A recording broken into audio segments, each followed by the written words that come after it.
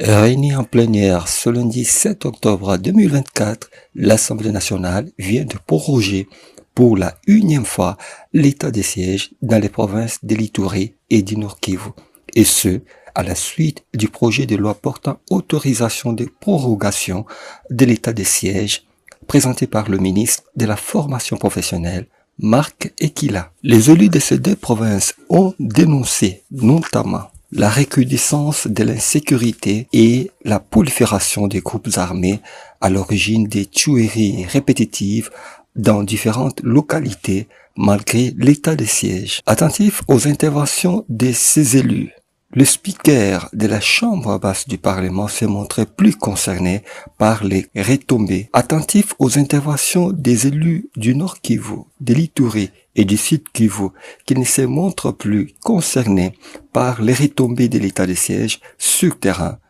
Le président Vital Kamerhe, lui-même en tant qu'élu du Sud Kivu, a exprimé son chagrin face à la peine que vivent les populations de cette contrée du pays, à la suite de la guerre leur imposée par le Rwanda, à la suite de la guerre imposée à la RDC par le Rwanda et l'Ouganda. Le siège, c'était de mettre fin à l'insécurité dans toute la partie est de notre pays et que nos populations vivent en paix.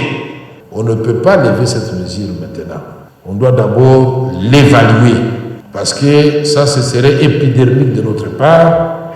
Nous allons donc, aujourd'hui, après ces débats houlés, et considérer que tout ce que vous avez fait là, ce sont des amendements qu'on ne va pas mettre malheureusement dans la loi portant prorogation, mais ça va être dans les dossiers de l'actualisation des résolutions que vous aviez déjà faites auparavant.